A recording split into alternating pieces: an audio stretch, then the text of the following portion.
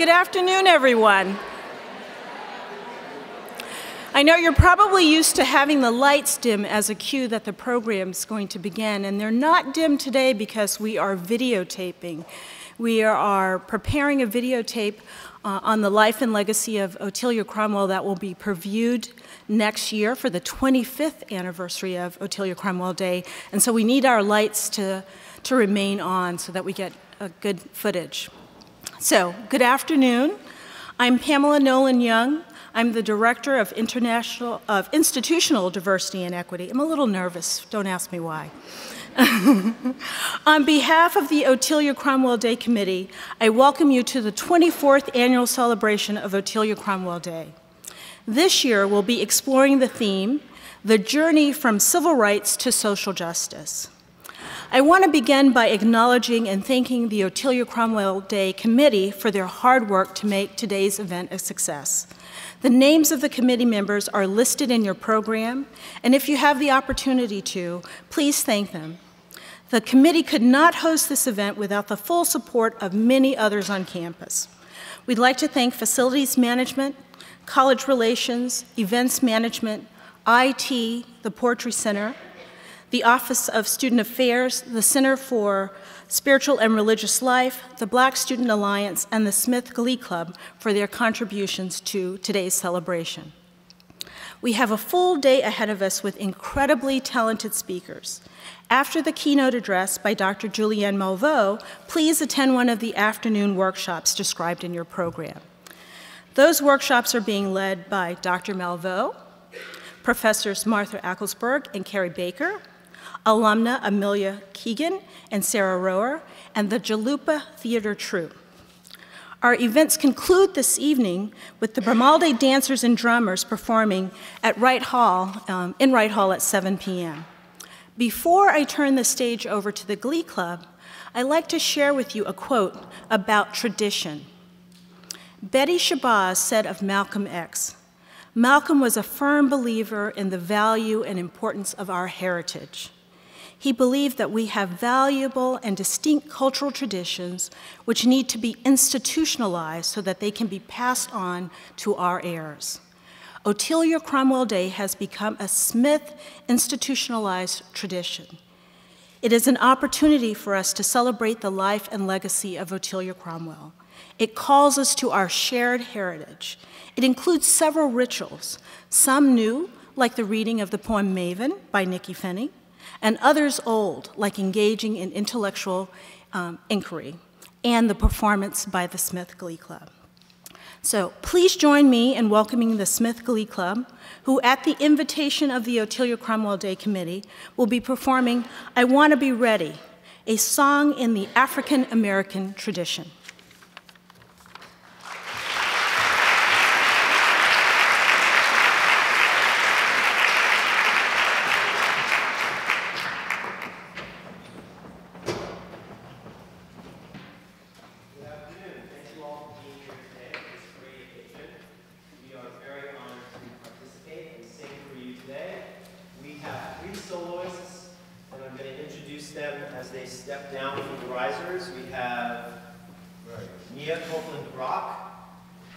I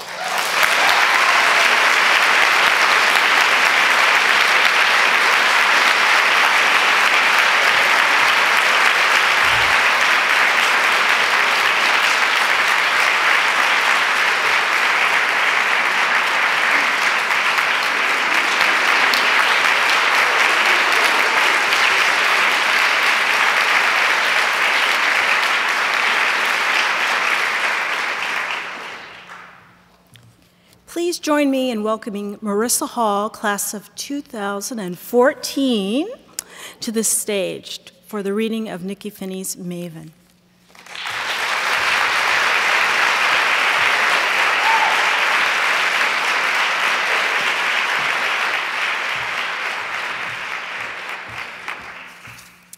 This poem is in 3 parts, each beginning with an epigraph by Otelia Cromwell.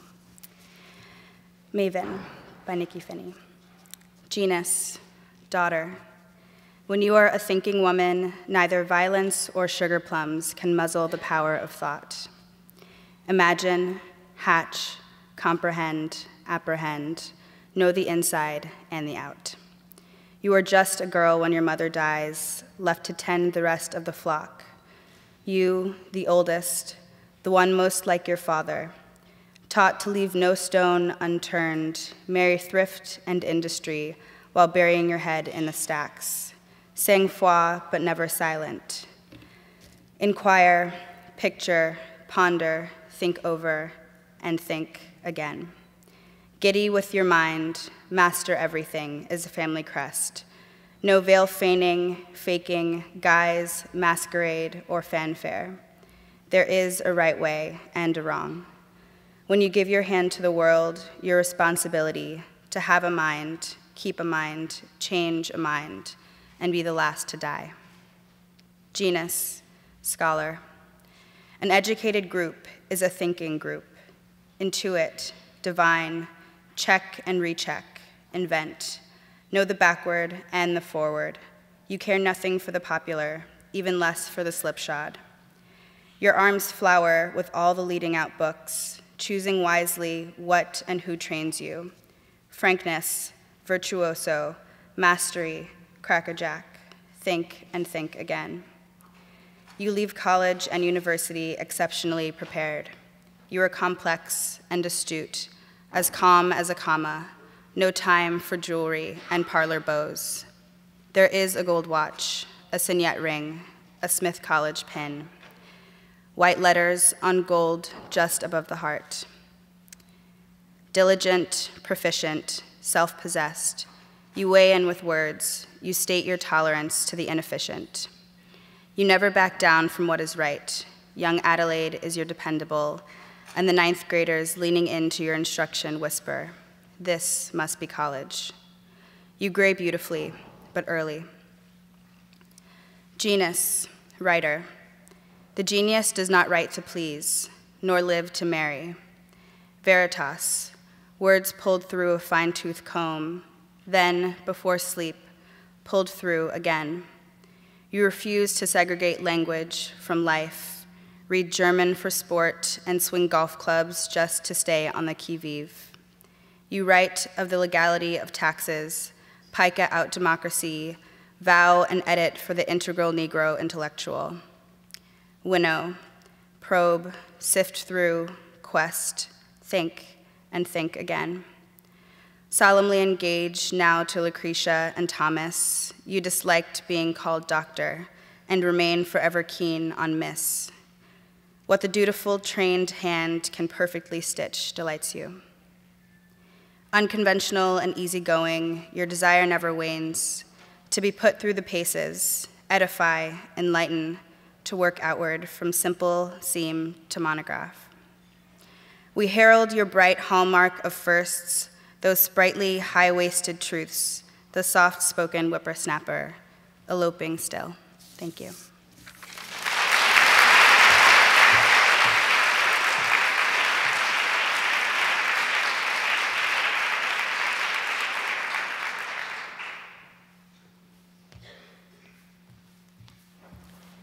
It's now my pleasure to welcome our president, Kathleen McCartney.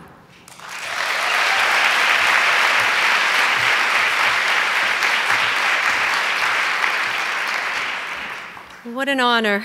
It gives me great pride to welcome you to the keynote address of this year Otelia Cromwell Day.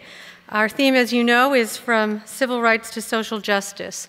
This is the 24th time that Smith as a community has come together on this day to discuss and further our commitment to diversity and social justice. I'd like to begin by thanking Pamela Nolan-Young and the Otelia Cromwell Day Committee for planning today's events. Never one to rest. I understand you're already planning the 25th anniversary next year, but could we have a round of applause for the committee? Thank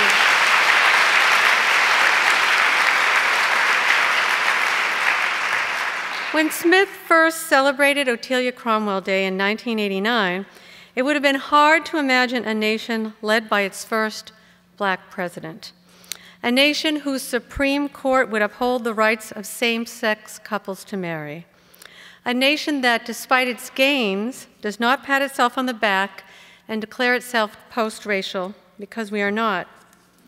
Today's a chance not to merely realize the gains we've made, but also to realize how much more work there is to be done, both at Smith and in the world beyond our campus. Not just in civil rights, but in human rights, in social justice, in equality in every sense of the word.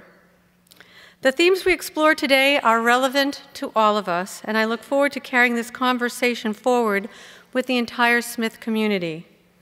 This is also an occasion to celebrate one of Smith's greatest scholar activists, Otelia Cromwell.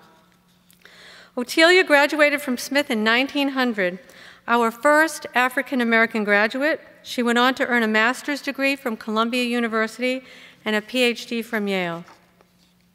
Later, she supervised teachers in Washington, D.C. public school systems and was appointed to the English faculty at Minor Teachers College. We're honored today to be joined by Otelia's niece, Adelaide Cromwell, class of 1940. Adelaide was one of the first African-American faculty members at Smith and the first African-American instructor at Hunter College in New York. Today, she is a professor emerita at Boston University, where she directed and helped establish the African Studies program. Adelaide, you honor us and your aunt by joining us for this important conversation. Thank you for being with us.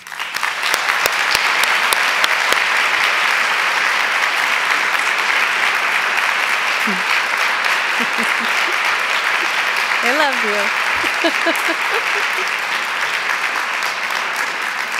Adelaide, I don't think she'd mind me saying this. She's 94 years old and she's here with us today. So we're just, I know. It's true.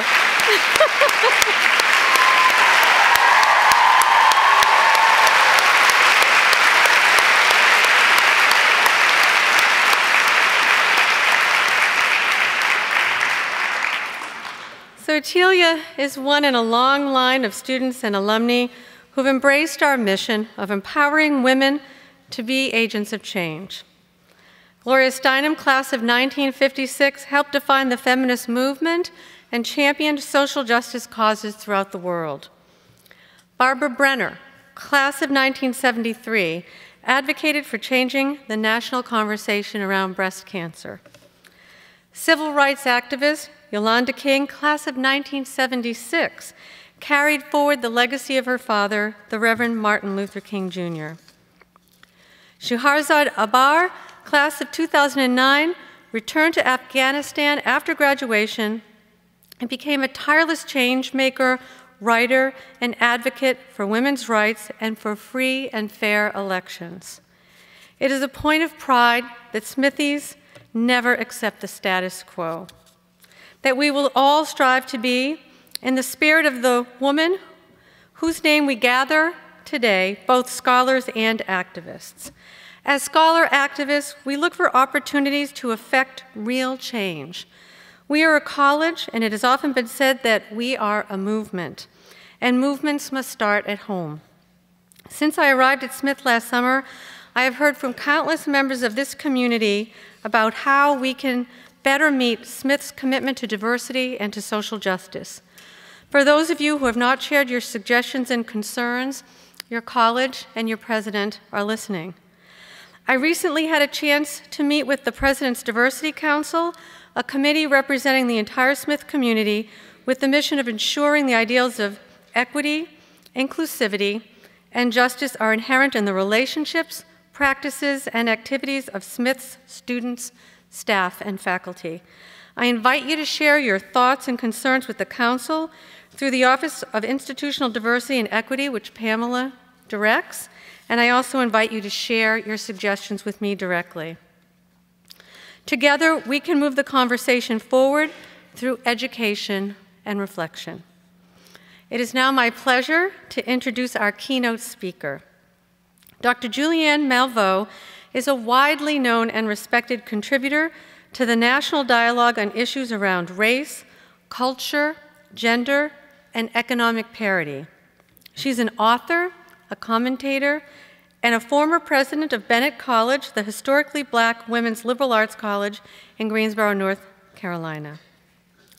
She's the author of several books, including, and I love this title, Sex, Lies, and Stereotypes, Perspectives of a Mad Economist, and she's also written Surviving and Thriving, 365 Facts in Black Economic History, and of course she's written many more pieces.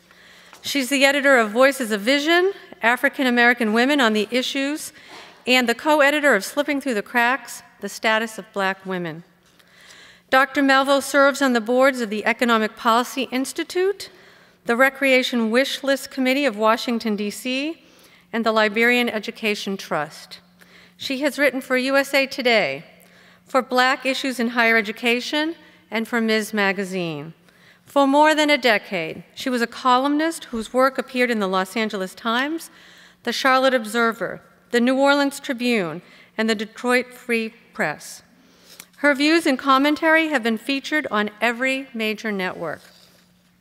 An advocate for civil rights and women's rights, she is in every sense a scholar activist. Please join me in welcoming this year's Otelia Cromwell Day keynote speaker, Dr. Julianne Malveaux.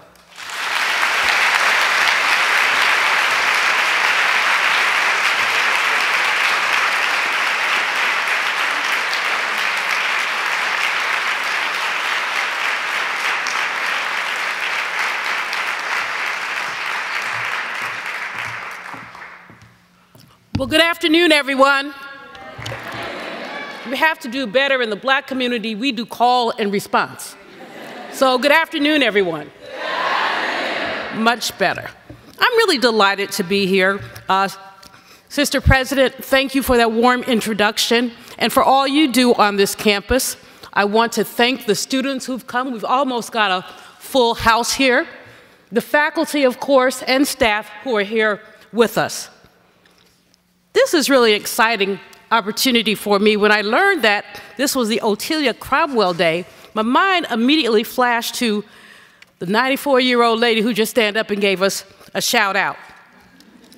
Adelaide Cromwell was the best friend of my mentor, Dr. Phyllis Ann Wallace. And we had the opportunity over the years to spend a little bit of time together, although I don't think I've seen you for more than 20 years.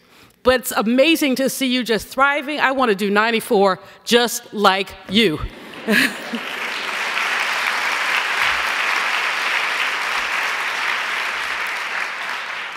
I noticed that Carol Mosley Braun was the first of your Otelia Cromwell speakers, which excites me very much. She also was the first African-American woman to sit in the United States Senate. And one might wonder why she did not win her reelection campaign. You have to know that sexism had just a little something to do with it. When we look at women in politics, we're often judged not by the content of our ideas, but by what we have on. We often see, I've never seen anyone saying he had on a dark brown suit with a red tie. I've just simply never seen that. But when you look at women, Dianne Feinstein, Barbara Boxer, she had on a jewel-toned suit. So, but this becomes a news item. Now, I chose anti-woman to talk today, and why did I choose that? It's a hackneyed phrase that was first introduced to us in 1851 when Sojourner Truth spoke and said, "I have plowed and planted, and not a man could head me, and ain't I a woman?"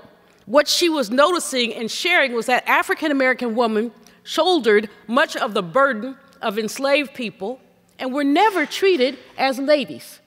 We're treated essentially as mules, as workers, but not as ladies. It is very interesting when we look at that ladies issue for us. We saw Sojourner Truth, We saw Bell Hooks title a book of the same name. We had the amazing scholars Pat Bell Scott and Gloria Hull write All the Women Are White, All the Blacks Are Men. All the Blacks are men, and some of us are brave. So all too often, African-American women are placed at the periphery of scholarship, almost invisible. I'm sure that Adelaide can tell some of the stories about how isolating it was to live at Smith in 1940. I know that Dr. Wallace used to talk about how difficult it was to get your hair done at Yale. She was the first African-American to receive her doctorate in economics at Yale. And they couldn't live on campus, so they lived in basements or attics in churches. Some of you will appreciate that. She said they had a party with all the students on campus, and all they had was a half pint of liquor. I said, well, were there 5 students there? Perhaps that says more about my habits than about theirs. But I could not imagine a half pint of liquor for very many people. But that was the isolation that so many people enjoyed or not enjoyed in the days when there were 1 of us or 2 of us or maybe 5 of us. Now, I do hope that people have picked up the book that Adelaide wrote about her aunt. I think I have it here. I wanted to hold it up because it really is not only Smith history, but personal history. You all have to get a copy of this. It's an amazing book.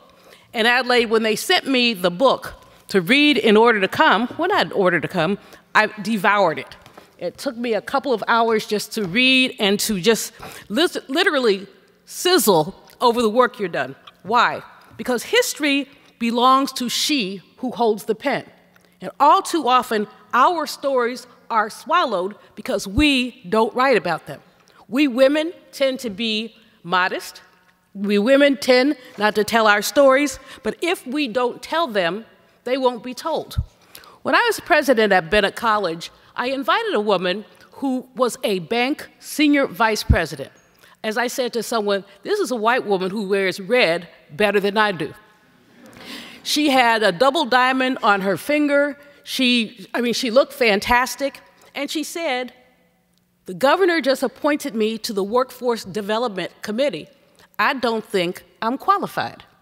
Now, she had to be qualified for any number of reasons. But how many women attribute their success to luck as opposed to skill? And it really fascinates me, a man who is the intern will think he's qualified to be the CEO. Or at least he'll try for it. But a woman who is next in line for CEO will say, oh, maybe they made a mistake. So this is one of the issues that we women have to look at when we talk about Ain't I a Woman? Black women, other women of color, are invisible historically. Now, once I had a conversation with Dr. Wallace, and she said, no, we're not invisible. We're invisible, inferior, or exceptional. Now, if you look at newspaper coverage of women, you'll see that. Invisible, you're not even there. Inferior, if you're there, there's something wrong with you. And exceptional, oh, there will be a story about Oprah Winfrey or Gayle King or some of our more famous people. But what about everyone else? Phyllis tells a story about graduating from Yale, and I said, how did you do it? She said, they didn't notice me. She said there were 3 women in her program, 2 white women and she. One of the white women married her professor. The other one dropped out, and she just sort of soldiered on. And I said, well, she said they just didn't pay attention. They didn't pay attention, and so they didn't, and she was able to slide under there. After the fact, they wondered how she got through. When she got the Cross Medal in 1986, several of her classmates came and said, I didn't know that you went to Yale. She said, please, what? And she was the first to graduate. When we look at graduation rates and other things, what we find is that women's colleges are special kind of places. Every leadership position will be held by a woman. Every opportunity will be held by a woman, especially a woman student. Women can focus on study as opposed to the guys. Nothing wrong with the guys, but too many students put makeup on to go to class when the guys are sitting there.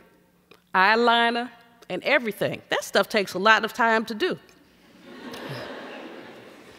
But in any case, women's colleges are less likely to experience sexism. At the same time, when we talk about sisterhood, I think we have to think about the diversity at women's colleges. And I think we have to be really honest about it.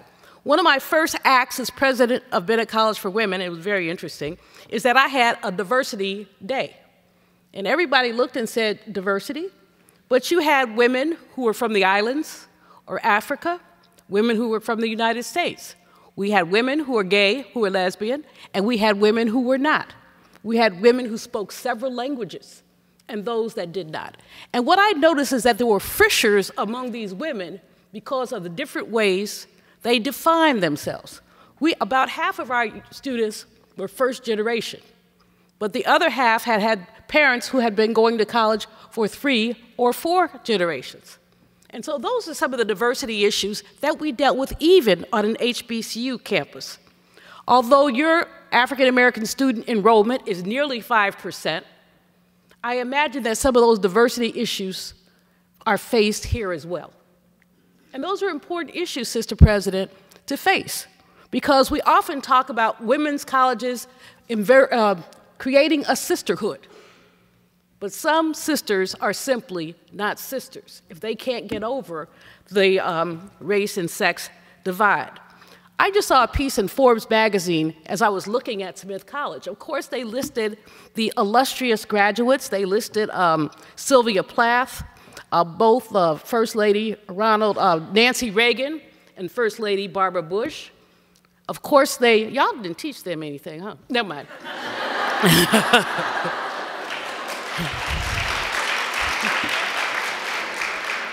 But I guess the social justice major wasn't here yet. But anyway, of course, they listed Gloria Steinem. But what struck me about this Forbes article is that they mentioned not one woman of color. They didn't mention Adelaide here. They didn't mention Otelia. So they basically were looking through their lens. And when we talk about Ain't I a Woman, weren't there women who also graduated?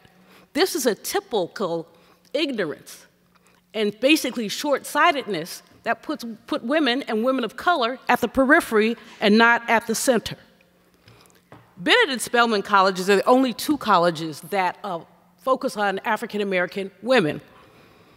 Many years, we've had white women students at both colleges. We've had students of other races and ethnicities at both colleges. When I came to Bennett, I said that one of my goals was to diversify the campus. I wanted it to be 10% Latino, 10% international, and 10% white. Sister President, you can imagine how my alums reacted to that proposal. They said, "Have you lost your mind?" I said, "Well, I never had one in the first place." They said, "We can't do this." I said, "Yes, we can. It just takes an effort." We're able to get a grant from the United Methodist Church to bring in more Latino women, but we weren't able to push the other part of the envelope very far. We all resist diversity because we're comfortable with the way things are. And yet, when we resist diversity, we say we want to take it back to the way it used to be. If you looked at the Romney campaign, he talked about the good old days. And I want to say, good for who? You know, in 1950, about 1/3 of all black women workers were maids. Gay folks were in the closet because they couldn't come out. African American men primarily worked in menial jobs, so were generally part-time. White women, as Betty Friedan and others have written, basically, if they were college educated, were homemakers. In the African American community, a signal of status for African American men is that they had an educated wife who stayed home. This was considered status. And at Fisk University, which their library is fascinating, they've got it. I know my friend and your professor, Paula Giddings, who's here, and I'm delighted to see her as well with her phenomenal scholarship. But if you've been to those archives, Paula, you've seen the yearbooks from about 1900 to about 1920 list all the occupations of the women who graduated. And about 1/4 of them say pastor's wife. Now that is not an occupation. Or maybe it is. but quite fascinating. So at the women's colleges, and especially at Bennett and Spelman, women wore hats and gloves. Now, in the historically black colleges, they wore hats and gloves because they wanted to signal to the rest of the world that they were ladies. They were not women, they were not domestic workers, but they were ladies. So back in the day, you had to wear a hat and some gloves if you went downtown. You would see the same tradition with Dr. Dorothy Irene Height. If you ever saw her into her 90s, she had her hat and gloves on. I think she had a hat, a different hat, to go with every outfit she had. She was a very dignified person, but no less a social justice advocate because she put on her hats and gloves. Now, those stories don't get told, why people wear hats and gloves. Instead, it was seen as something bourgeoisie or something like that. History does not reflect the role of these women who went to these historically black colleges, especially around black history. The women of Spelman in Atlanta were as fully engaged in the civil rights movement as the men were. Joyce Ladner told a story about how during the civil rights movement and leading up to the March on Washington, the men were so sexist that they would send the women somewhere to type, to do memos. This was before the good old days of computers. So you actually, I don't know, you all probably haven't even seen carbon paper. And with carbon paper, if you had to erase something, you really were in trouble. But in any case, the women of the movement, that's what they did. At Bennett College for Women, nobody wants to write the story, we've just had someone to do that, of the civil rights movement from a women's perspective. First of all, Dr. Martin Luther King first spoke in the state of North Carolina at Bennett College in 1957. No one else would host him. The synagogues were afraid. The other HBCUs, there are 10 in North Carolina, did not want their state appropriation to be cut because the 5 state-run schools or state-supported schools had to get their money from the legislature. And the legislature would say, you better get those students in line. Don't let them march. And so the men at North Carolina A&T State University actually planned the work they were going to do at Bennett College. The man who was the advisor to the NAACP there advised the students from A&T and also from Bennett College. But most touchingly, on February 1st, 1960, the young men went to sit and say they would not move on those stools. The women of Bennett College were there. Now, y'all didn't know that story, did you? Because nobody tells it. These women of Bennett College who had decided, with their hats and gloves on, to go to support the men. Now, the men would not let them sit on the stools because chivalry was not dead in those days. People did not want people throwing mustard or ketchup on the women. They didn't want them throwing hot tea, hot coffee on the women. And so the women were asked to support, but not to sit. Some of the men were beaten. They didn't want the women to be beaten. Very interesting story, Franklin McCain, who was one of the 4, married Betty McCain, who was a Bennett Belle. They called them Aggie Bells when Aggies marry Bennett women. But in any case, Franklin often speaks about Betty, who was one of the leaders in the movement. Even as I tell this history, and of course Paula has written about a lot of the history, the women of Delta Sigma Theta Sorority Incorporated, who bogarted, pushed their way into the Women's Suffrage March in 1913, because the Southern women said, we don't want black women marching with us. But these women, bold and bad, just took their elbows and jumped in there and said, oh, well. Now, obviously, no one was going to eject them from the Women's March, but yet again, you see how women are peripheralized. I belonged to the Women's College Coalition, and Dr. Cathy, I know you'll be belonging to it too. It's a great organization of the remaining roughly 50 women colleges in the country. But my beef with the Women's College Coalition is they have great brochures with wonderful pictures. No black women. They have pictures from several women's colleges. No Spelman or Bennett women. When called on that, as many white folks do, they said they couldn't find any. Now, all you had to do was go to somebody's campus and you might be able to find somebody. Or go to the predominantly white colleges and look for a black person. It's not looking like a needle in a haystack. It's just really looking at who's there. This happens all too often, not only in the popular culture and in scholarship, but in scholarship and presence. Ntozake Shange once said, to be black, woman, and an academic is a metaphysical dilemma. To be black, female, and an academic is a metaphysical dilemma. I think if you talk to some of your faculty members here, they would reflect that issue. Why is it a dilemma for so many African American women? Let's just look for a minute at some of the tenure requirements. Of course, you have to produce scholarship. Of course, you have to do service, not only to your campus, but also your community. And then you have to be collegial. But how can you be collegial in a hostile environment? How can you be collegial when you're also invisible? I was at one school where a junior faculty member in her early 30s said that she had colleagues who had never spoken to her. So how is she supposed to be collegial? Yo, what's up? And it probably wouldn't work. So there are people who have blinders on about African American women in particular.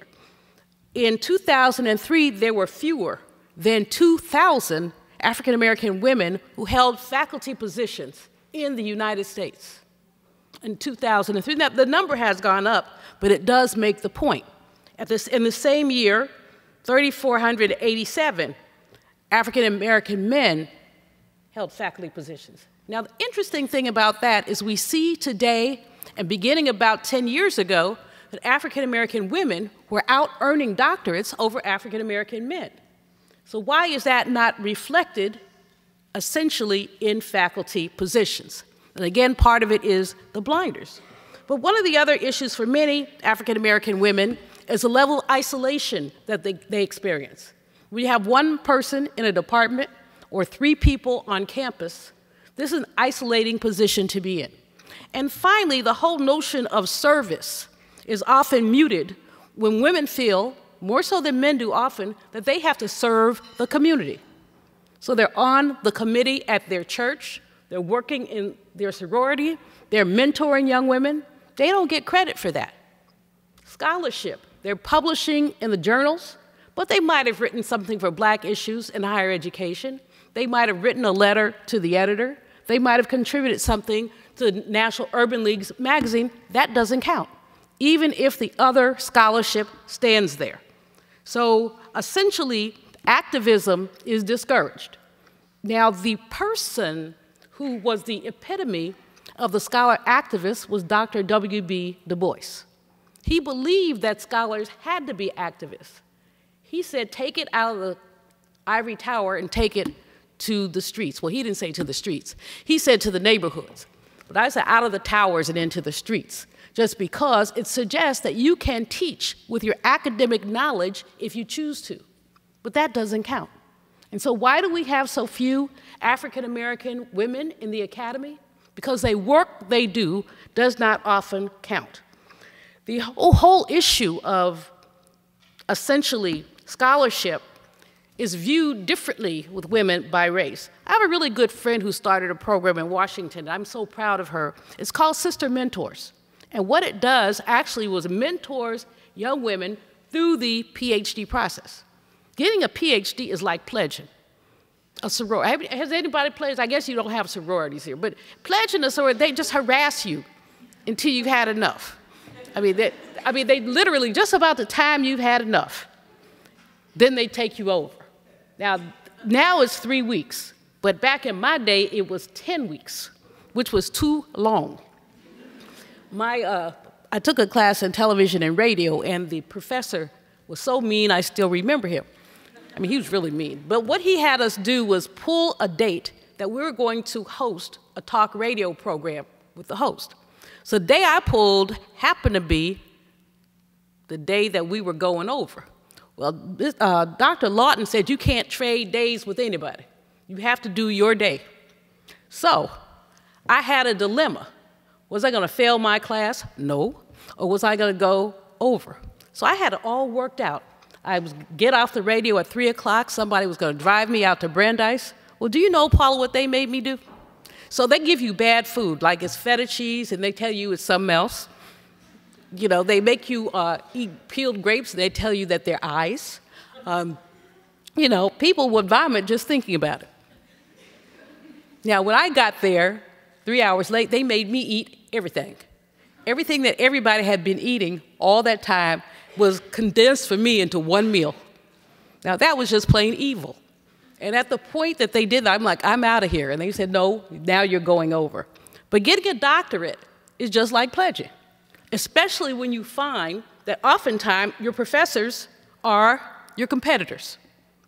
Some of them do not necessarily want another person specializing in what they specialize in. And the reason I tell you that is if it's hard for white men, it's even harder for African American women. The median pay for a white man with an advanced degree, median, is $1,666 a week. Oh, no, a month. Is it a month or a week? It's a week, I'm sorry. But for African American women, it's $1,000 a week. So you have a 2/3 differential in pay, which is frightening. These numbers come out, and when they come out, what we see and what we learn is about differential treatment of African American women who have to work twice as much to get half the rewards, women who are in departments where if it's white, it's good, and if it's black, so-so, where women are discouraged for writing about themselves. So therefore, women of color are discouraged from writing about women of color. And instead, it's preferred that they write about some global topic that will theoretically withstand the test of time. Those who have doctorates, that will stand the test of time. I don't know very many dissertations that have withstood the test of time. However, that's one of the things that is used to suggest that you're not good enough. And so when we look at the participation of women of color in the academy, we have to talk about scholarship and presence. One of the other things we know about women of color is that they face extraordinary scrutiny because they're the only one. This is had been the case 30 years ago for white women as well. But as African American women especially have been slow entrants into the academic labor market, 1 or 2 in a department, they have seen so much literally discrimination that many of them say, I don't want to be here anymore. It's fascinating when we look at the whole issue of training people to behave themselves. Most faculty will get a seminar in sexual harassment when they come to class. You have to have one because some people don't know that they're harassing people, although why they don't know is unusual to me. But some of them don't know. I had a business school teacher who every time, it was myself and a white girl, we were both in this class.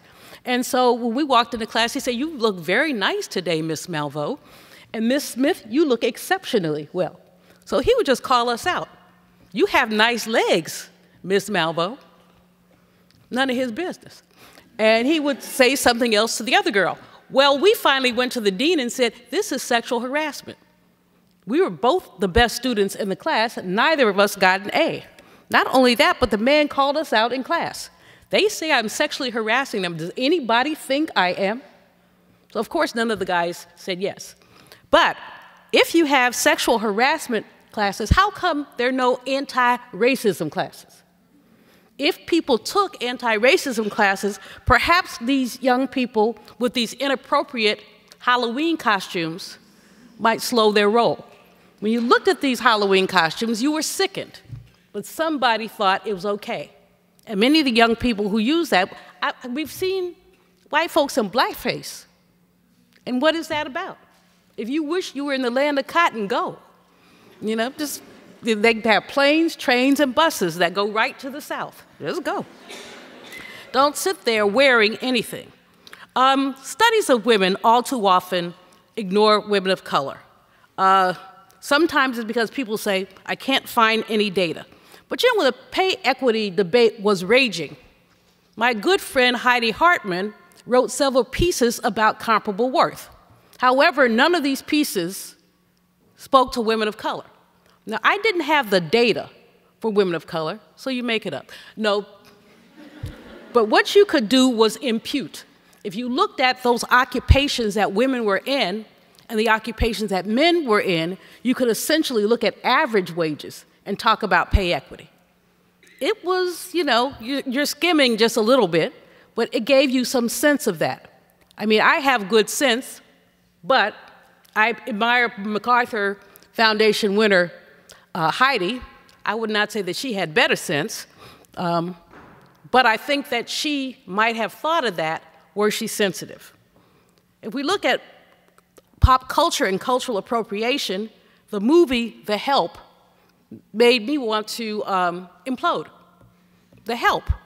Now, when are we going to tell the story from the perspective of The Help? Not in the perspective of the young white women who wrote the book, The Help. I'm not mad at her for writing the book. Creativity suggests that anybody can write anything they want.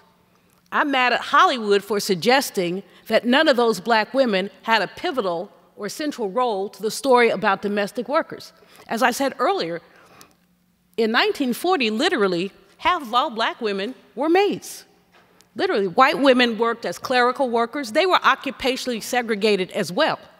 But black women primarily worked as maids. Adelaide knows that Dr. Phyllis Wallace and I worked on some things on, she had a book called Black Women in the Labor Force, and my piece looked at domestic workers. And so when we look at domestic workers, what we see is these are people who were excluded from the Minimum Wage Act. Excluded from the Minimum Wage Act. These are people who usually get people's used stuff and their salaries deducted for the used stuff. Tell that story. Don't tell the story of someone whose conscience was stirred by the way that household workers were treated. I was looking in the New York Times just this morning, okay? There is a study called Love, War, and Intimate Relationships. The study is written by two women, Marion Solomon and Kate Radliff. It talks about men's egos when their women out-earn them. Now, African-American women historically have out-earned African-American men. African-American women have been heads of household more often, or increasingly often, not more so than African-American men, but increasingly often. Why did these women write a story that studied in the United States and the Netherlands? Now, they do have white people in the Netherlands. They don't have that many black people in the Netherlands. I went to Copenhagen one time. It was really quite amusing. I went because a sister friend had expired, and they wanted to have an award in her name. But every place I look, I didn't see any black people. Well, I was curious. I was cool. I knew where I was going. It's not like I thought I was going to Ghana. But the food was white. You know, the folks were white. The desserts were white. I was looking for some color diversity.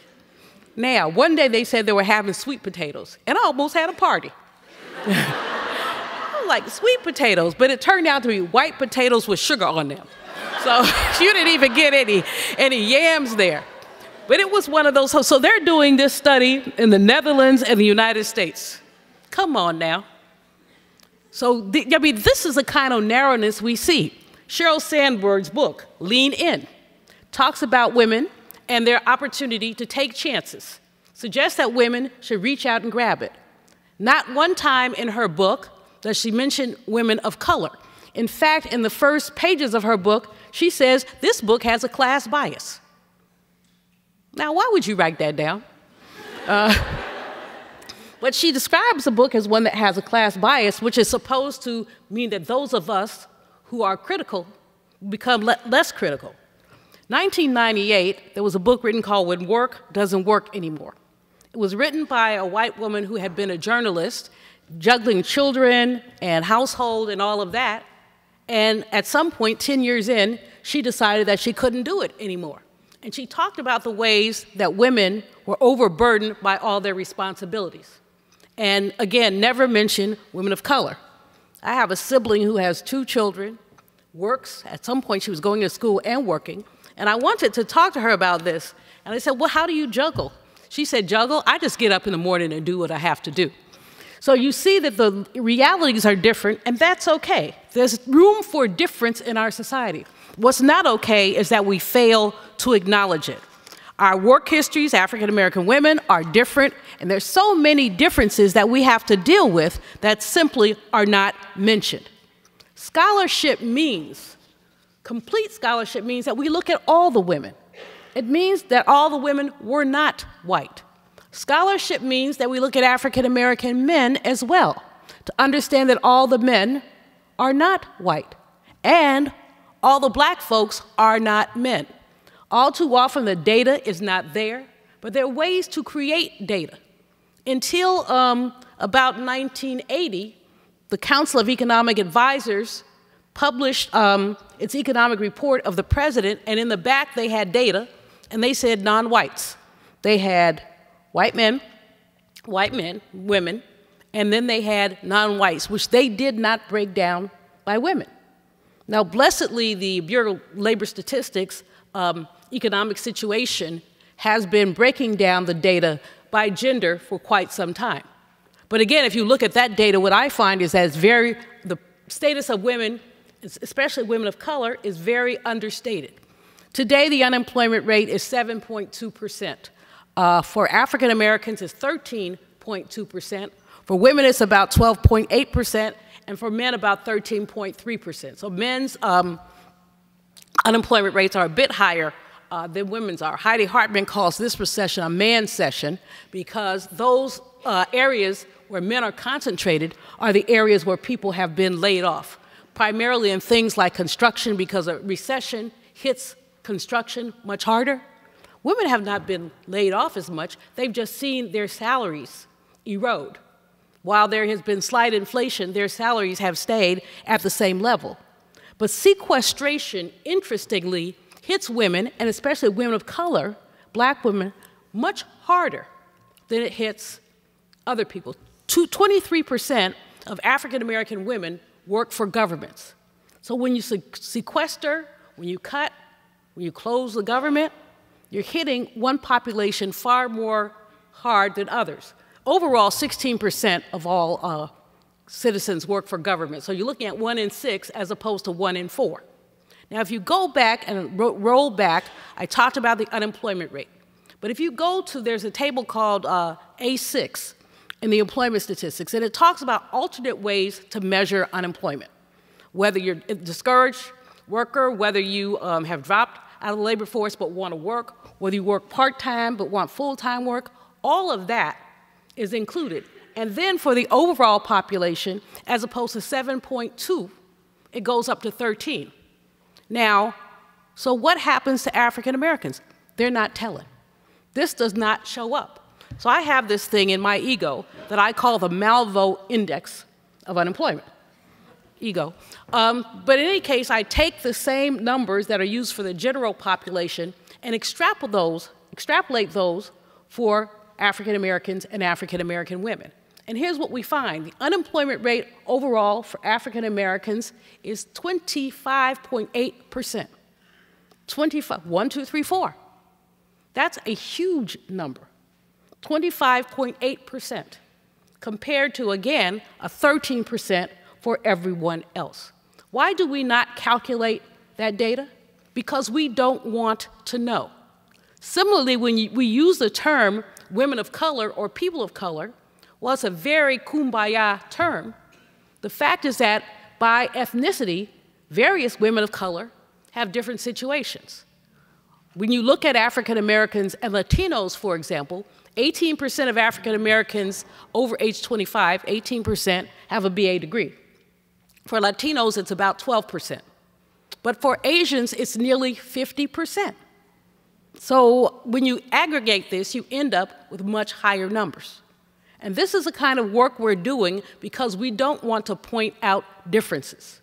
Our president has talked, and others have, about a post-racial America, but we're only post-racial when the numbers look the same, when the unemployment rate data look the same, when the poverty data look the same. And again, for African Americans and Latinos, you do see very similar poverty rates. 27% for African Americans, 26% for Latinos. But guess what? They do not print Asian numbers. They simply do not print them. They may do them on a quarterly basis, but they don't do them as regularly as they do other numbers. Again, people don't want to know.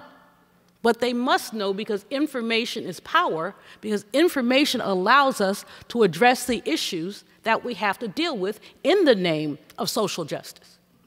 Those are some issues that we don't want to deal with. If we did, we would look at food stamps, for example.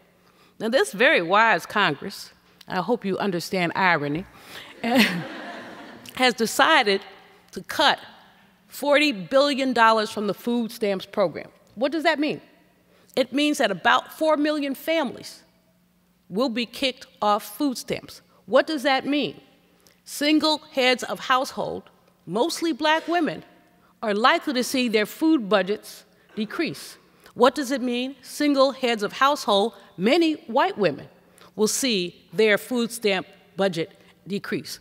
What have they done also? They've thrown people who don't have children off food stamps. So if you're a man who does not make enough money, a woman who's single, you won't get any food stamps anymore. In addition, they've changed the rules. So now, after 3 months, they will throw you off food stamps. So you get 3 months worth of food stamps, then I'll see you. There's a lifetime limit to the number of food stamps people can collect. But there seems not to be a lifetime limit to the number of recessions that we have and the length of those recessions. This recession has been one that has not trickled down to workers. And again, too many of those workers are what? They're women and women of color. People don't want to have that conversation because when they have that conversation, they have to talk about social injustice. And this is not a conversation that they want to have. When did we move from having a war on poverty to the war on poor people? I mean, the whole notions and terms and conditions at war has changed. So you have members of Congress who will stand on the floor of Congress and talk about people who have public assistance because they need it. Now, the Congress has public assistance, but they don't need it. Throughout the government shutdown, they still got their money. Throughout the government shutdown, their gym was still open. I guess they do need exercise. Many of them are plus size, so they probably do need, and I'm not discriminating, I'm just saying. But in any case, you see these fellows who maintained their privileges while they told the rest of us, no privileges for you. Most people have not gotten their back pay yet. We read the stories about people who are being evicted. And again, who is most likely to deal with this? Women. And we need to break it down to talk about women of color. And then we need to break that down to talk about which women.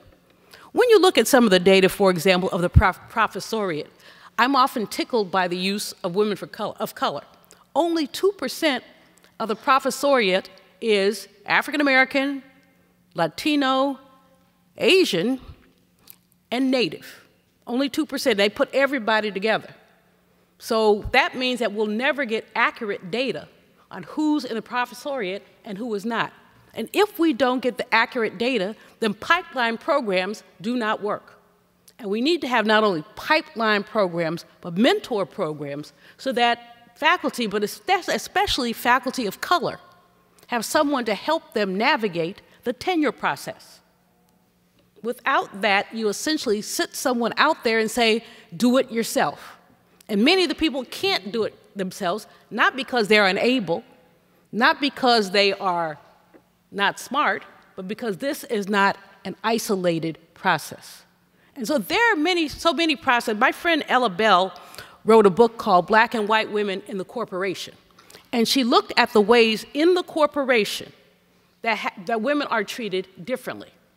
She wrote that white women are often the mothers, daughters, sisters, and wives of white men, which means they sometimes get preferential treatment, while the African American women are the mothers, daughters, sisters, and wives of bricklayers, just looking at some of the class issues. Now not bricklayers, but many. And so they don't get the kind of help that they need. We look at the stereotypes, this also becomes an issue. There are these studies that are out of date, but very telling, called the SODCA studies. SADKA. And a man, David Sadka, and his wife did studies about classroom interactions. And what they found is that when people interrupted in class, and these were primarily junior high school kids, boys were seen to be creative when they jumped in. Boys creative, especially white boys. Black boys were considered disruptive when they broke in. White women were considered undocile, unladylike when they broke in, but African American women were considered belligerent and boisterous when they broke in. Those kind of attitudes follow people through the corporation and further. But these are attitudes that have rarely been studied because it's not interesting, again, to some folks to talk about how things change. If we're to look at having the African American CEOs together, it wouldn't cost me $20 to have that party because there's so few of them. $20, maybe 15. A few cups of tea and some cookies. These are quite low numbers, and again, these are the numbers that we have to work with. Now I'll tell you, one of the most amazing stories is a woman who led Xerox, who decided deliberately to pass the baton to Ursula Burns.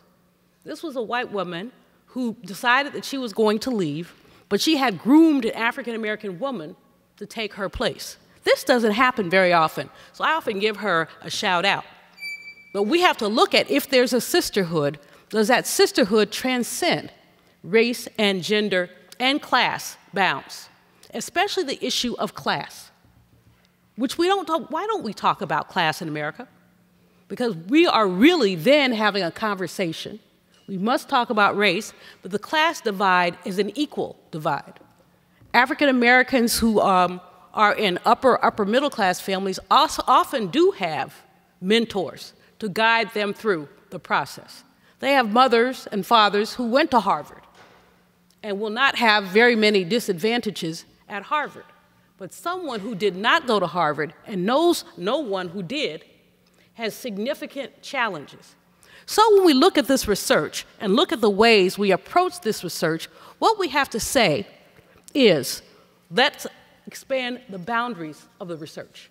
Let's figure out what we don't know and what we do know. Don't researchers ask questions?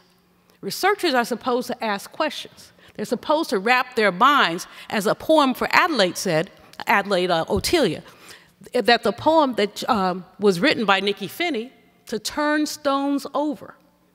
But we don't turn stones over, we basically deal with the status quo. And all too often, that's what they do. I want to let you know what some of the differences between African American women and white women are. Number one, our work histories are different. African American women at age 10 were working in 1910. About 15% of young Africans, these were children.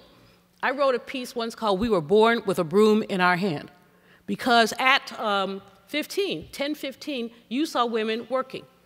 Unlikely to see white women working. White women were more likely, although it didn't happen until the late 1940s, to have clerical occupations. Those did not open up to African American women until the 1960s. So you have different kinds of occupations. African American women proportionally had fewer degrees. That's the second one, fewer degrees than white women did. And African American college-educated women with BA degrees disproportionately work in clerical jobs. About 25% of the African American women who have college degrees are clerics. They're administrative assistants, they're secretaries. So somehow doors were closed to them. Next point, the marital status of African American women is very different from that of majority women. African American women are less likely to marry, more likely to divorce, less likely to remarry.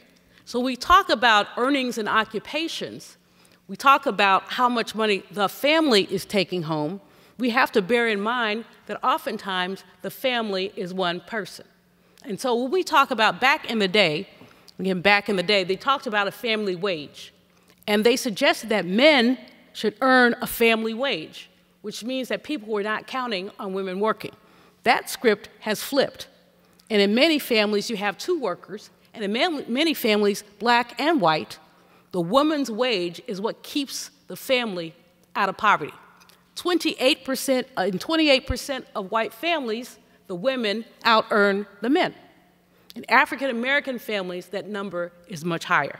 So the whole issue of marital status and life earning patterns is something that's important.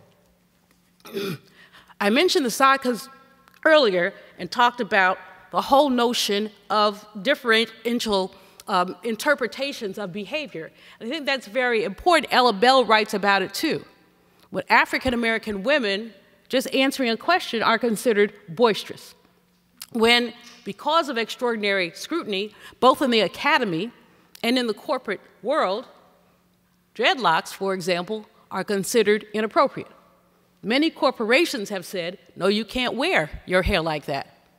Comments about people's hair are repeated. She has weird hair, and that should prevent her from getting a promotion. Frankly, I have seen better groomed dreadlocks than some other forms of hair behavior.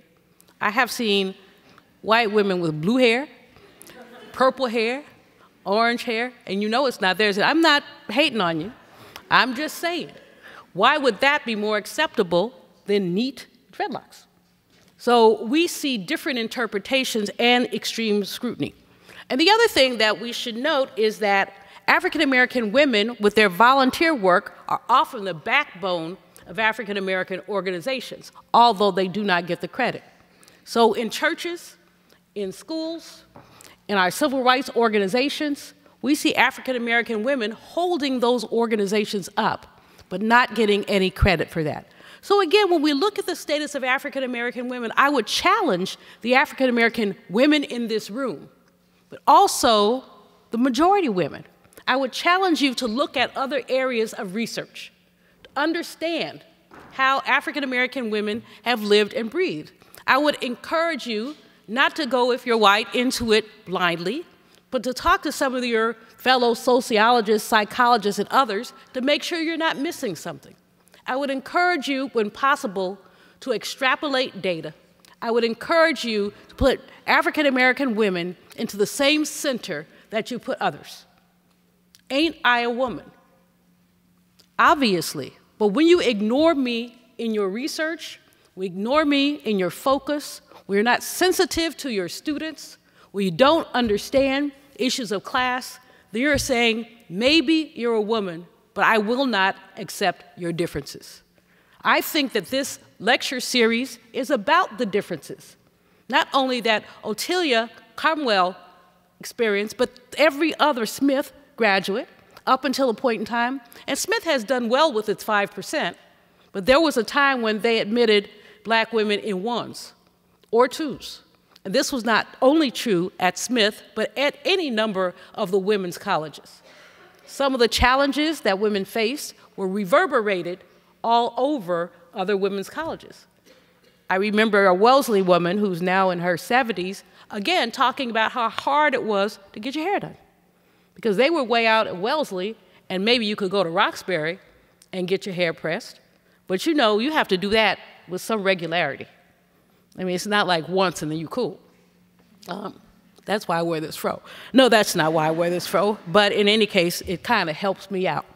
And so to be black, female, and an academic is a metaphysical dilemma, said Ntozake Shange. It's only a metaphysical dilemma when our sisters and our brothers choose not to write about us, to ignore us, to say we can't find the data with the same tone of voice that somebody said we can't find one. Whenever someone says they can't find one, I'm like, okay, let me give you my Rolodex. And surely you can find one in there. We need to see our nation's diversity. And until we do, we won't move forward. Diversity just doesn't mean a diverse student body. It doesn't mean a diverse, diverse staff. It means a diverse faculty. And it means diversity in our research. Yes, we are women, but we are women who must be addressed and reflected in the research. And until we are, and until y'all decide that it's unacceptable for this woman to write lean in and start out by saying, you know, there's a class bias here. It's unacceptable for someone to write when work doesn't work anymore and talk about those African American women who have withdrawn from the labor force for those same reasons. You're telling me that you don't see me as a woman unless you see me reflected in your work and the work of many others who attempt to capture women's realities without understanding that African American realities are similar but not the same and could be reflected in your research. Thank you very much.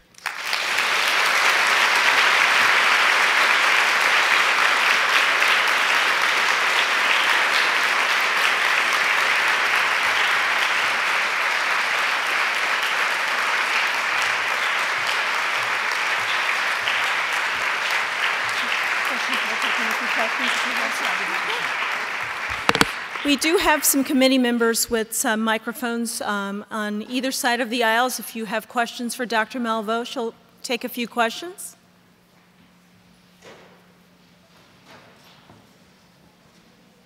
You call them, so. We can imagine there are no questions. Well, let's see. Kim has questions? All right. Any questions up in the audience from the, let's see. Oh, there's one right here. Okay. I cannot imagine that this group of thinkers doesn't have any questions. I simply cannot imagine that. Okay, hi. Sorry everyone's walking out of the room. I think that's kind of rude, but whatever. So basically, I'm sorry, my question is, I wanted to formulate it a little bit first, but no one was asking anything. But basically, in navigating the complex intersectionality of identities, how would you suggest, like, I guess, deferring to, I'm sorry. Basically, my question is about, like, in having so many different identities, how do you, I guess, preserve the identity that formed you to be the person you are? Does that make sense? What got me to be me? Or, yeah, like, exactly, yeah, like, in, like that question in your experience, I guess, is a good way to put that. Well, I have a mom who was bold and bodacious. When I ran for public office in, I think I was 30 or 31, and was all over the papers in San Francisco, my mother went into her scrapbook and gave me a picture of her testifying before the Commission on the Status of Women in the 60s.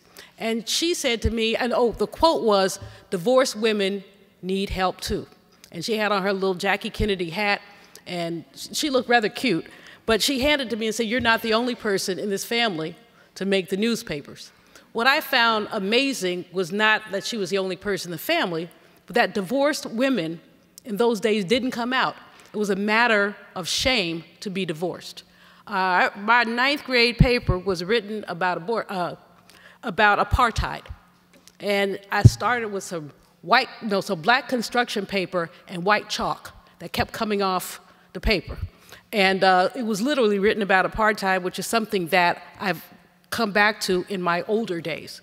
My mom worked with, not for, she's a social worker. She worked with the Domestic Workers Council. And so my interest in private household workers, domestic workers, comes from there. There was a lady named Helen Little, and wherever we were in trouble, we had to go to Miss Little's house and fold and stuff envelopes. One day I said to Mrs. Little, "This isn't that well written, can I rewrite it for you?" Well, after I picked my jaw up from the floor, because older black people don't play that, she said, "Okay, you can rewrite it." So the social justice thing has almost been bred into me, and I can't imagine not being engaged in some form of social justice. Now I'm gonna tell you my Free Huey story too, which will crack you up. So my television debut was May 1st, 1969. Huey P. Newton, we were petitioning for him to be freed. Now this is truly back in the day where if you went to homeroom and you then cut school, they wouldn't figure it out. Now these days they have computers, they'll figure it out. But back then if you checked in for homeroom, you were cool. So my mother said that morning, I know my children will be going to school today. And my brother and I said, oh yeah, we plan to go to school.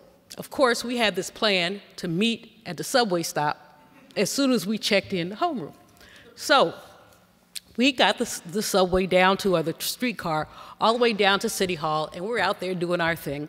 And my mom said, when we got home, she said, Julianne, that looks like you. The afro is about the size of yours. I said, everybody has an afro, Mommy. This couldn't be me. Everybody has an afro.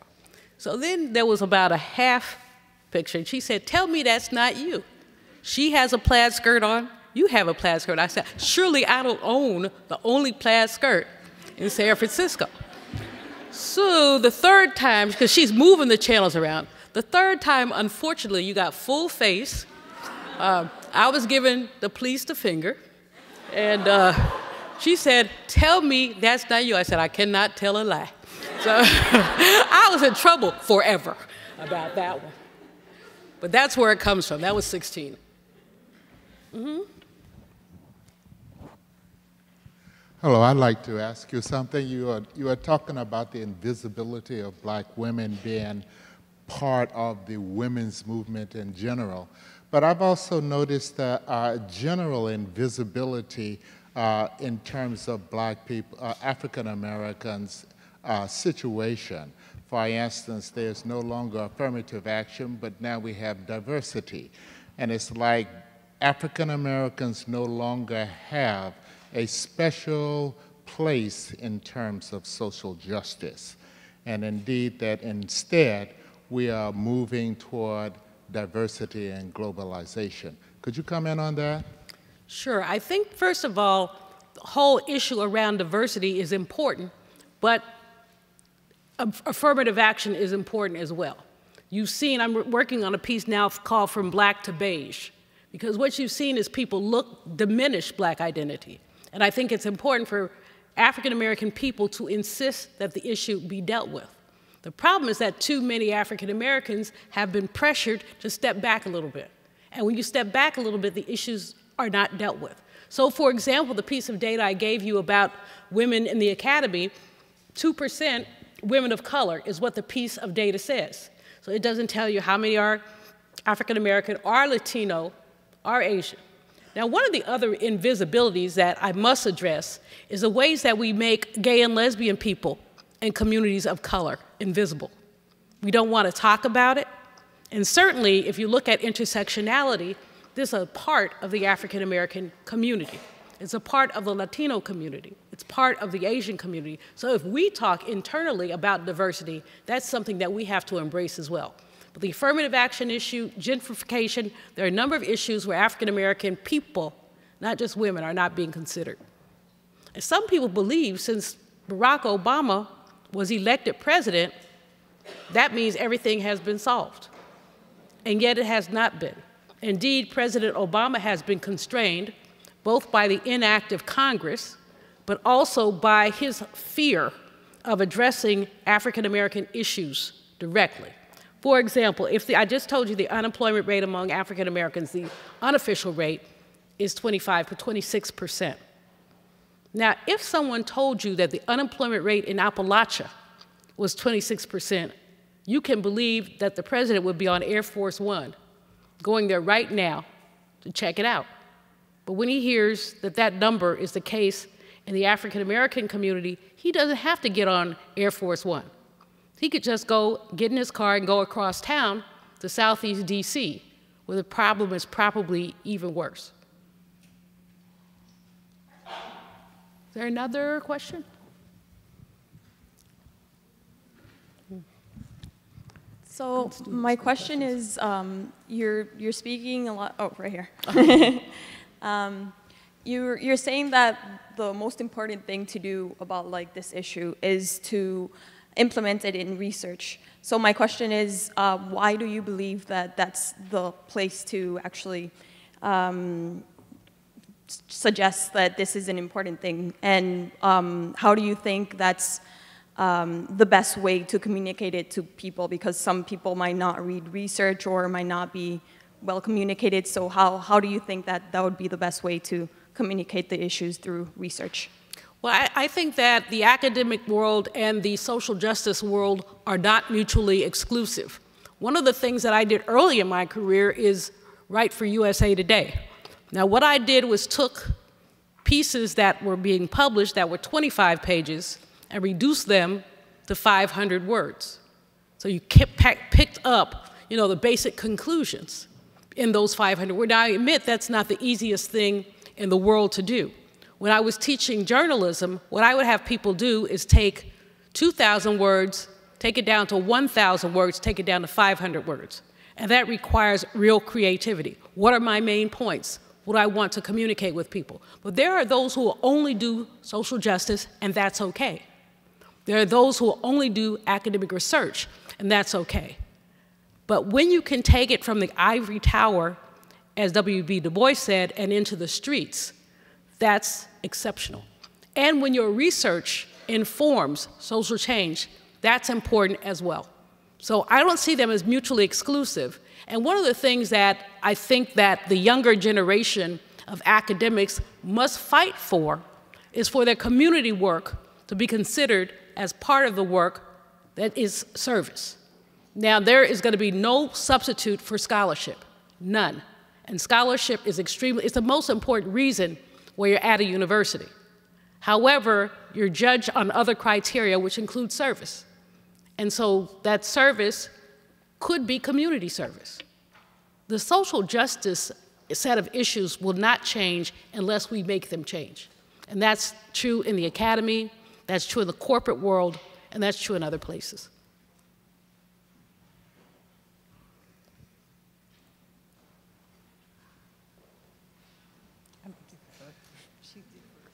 There's some hands over there. Where the microphone? Oh, okay.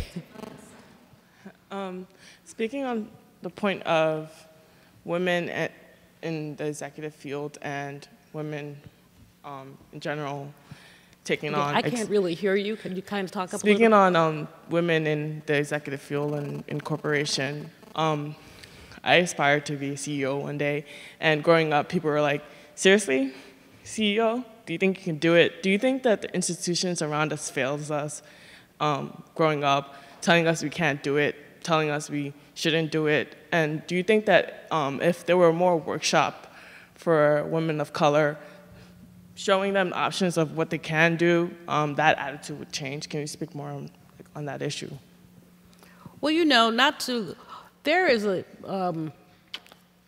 quote in the Bible. It's 1 Corinthians 16, verse 9. And David is writing, and I probably got it wrong, but it's pretty much right. I'm a spiritual sampler and a biblical sampler. So I was raised Catholic, been Baptist. For a couple of minutes I was Buddhist, but you have to be too still for that. Was in the Nation of Islam for about 3 days, and when I realized I had to walk behind the brothers, I'm like, this is not going to turn out right. But anyway, the quote is, I am going to do great things, and there are many obstacles. So if you want to do great things, understand that and. There will be many obstacles. Some people, when they understand their obstacles, they say, I'm going to do great things, but there are many obstacles. But great things come with obstacles. People will tell you, years ago, they used to tell women, you can't be a doctor, let's try being a nurse. You can't get a doctorate, help your husband get his. You can't be a physician. These things were said, and many women overcame the negative things that were said because they were committed.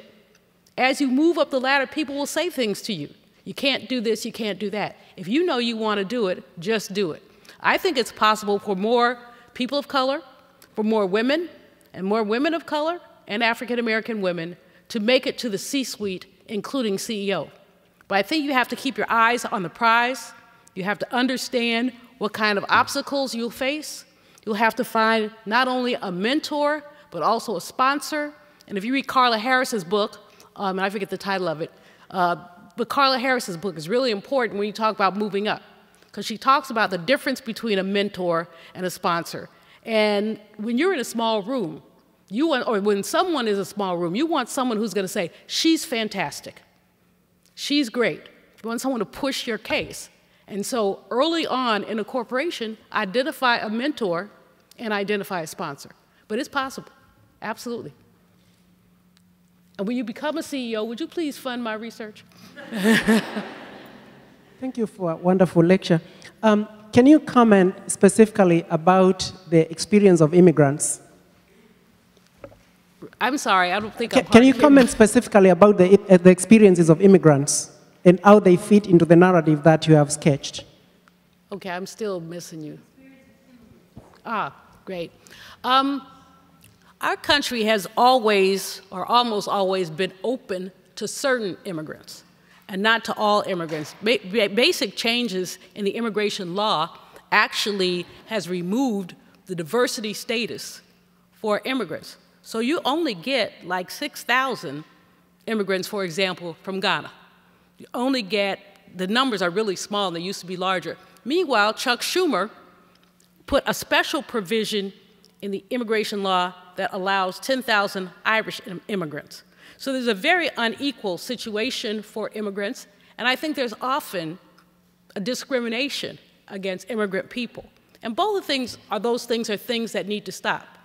Implicitly, some economists have written that when immigrants come to get jobs, it disenfranchises or basically displaces other people, especially African Americans and Latinos, but I have not seen any empirical evidence to that fact. So immigrants are hardworking, usually having multiple jobs, and yet there is a discrimination that has to be dealt with. And I think the challenge is that most people in the United States are not prepared to deal with that kind of discrimination. And so it's something that basically needs to be dealt with. You said last question? Okay. Hi. I wanted to know, okay, so I've actually experienced being told that no, you can't do it, and I was actually discouraged from even applying here. And you say that the data is so low for academics that are African American women. Do you think it's mostly because African American women are discouraged to pursue those opportunities, or because they're discriminated against when it comes to being given those opportunities? I think it's a combination of the two. And when people tell you what you can't do, don't pay attention to them. I mean, you know, everybody is not entitled, it's a cliche, but to a front row seat in your life. Put them in the balcony because they basically don't know what they're talking about. But oftentimes people will tell you that's not what you can do. Now I'm grateful. I had a professor who told me I couldn't be a mathematician. Now that I'm doing what I'm doing, I'm like, praise the Lord. Because mathematics is so abstract, and I'm just more so real. But the man told me, he said, you can't do mathematics. And people will often tell you what you can't do, what you didn't do, what you're incapable of doing. What's that about? What do the kids call it? Hating? You know? So that's really hate. So you have to decide, you know what, I think one of the most important things for women to do, and especially African American women, is walk in a posse. Find 5 or 6 women who are also career-oriented, and y'all just hang out every now and then. So someone can say, my professor said I can't do this. And you say, yes, I can. It's a support group of people who will lift you up, because a lot of people will tear you down. But you need folks in your life who will lift you up. And you know, sometimes your parents don't even get it. All of my, not all, but most of my family has at least a BA degree. My not my great-grandmother, but my grandmother and her siblings. When I went to get a doctorate, my grandmother said to me, well, what are you going to get the doctorate in? I said, economics. She said, what's your master's in? I said, economics. She said, what's your bachelor's degree in? I said, economics. She said, I wish you had learned it right the first time. She didn't get it. And so sometimes folks aren't going to get it, and you just have to pull it through. I think that was the last question. Were there any other questions? Because I don't want anybody leaving as if they couldn't have a question. Okay, let's get that sister back there. I know we have other stuff to do, but I think we're doing workbook. What are we doing after it? Workshops? We have workshops that begin immediately after. Okay, I'm sorry. Okay. Hi, Dr. Malveaux. Thank you for coming. On behalf of the Black Students Alliance at Smith College, I'd like to thank you for coming and sharing your intellect with us today. I have a question. You spoke about how Black women are invisible in society and how our stories aren't really valued as part of history. So, like, when we actually start to write these stories, or, you know, if their stories are already out there that Black women are writing, how do we get the dominant culture to appreciate them enough to say that these stories or this experience is worthy to be, you know, looked at as history, like just as American history, not as like minorities or whatever, you know? I think you have to push it. I think that when you submit things to be published, obviously, if you can't show that there's a market, which there is, publishers will shy away from you. But there's several Black-owned presses, Black Classic Press, and there are a couple of others who might be more interested. And there's nothing wrong with self-publishing to get your work out there. You can write columns and pieces that you submit to historical journals, stories that you can tell. And so while, again, I think there are barriers and there are opportunities, tell the story that you have to tell. History belongs to she who holds the pen. And you get that history down, and so people will learn from it. We don't know the histories and the stories of those African American women who were domestic workers. But I have a picture in my office of my great-great-grandmother sitting on a bench in Des Moines, Iowa, where she was a domestic. She's sitting very proudly with a hat on her head and her hands crossed.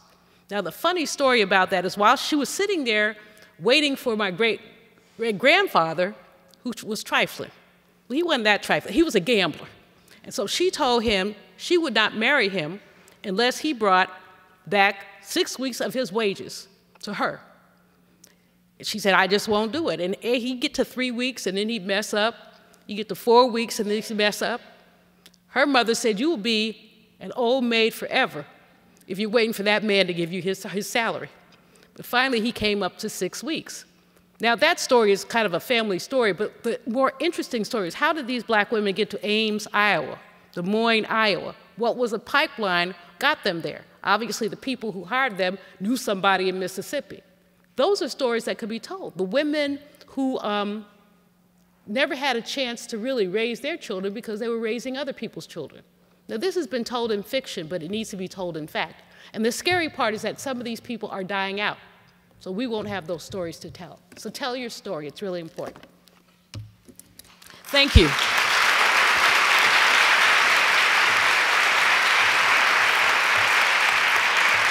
Thank you for coming. Thank you to Dr. Malveaux. I invite you to take a look at your programs at the workshops that are going to begin immediately. So give us a little travel time to get there, but hopefully you'll be able to take advantage of those workshops. Thank you.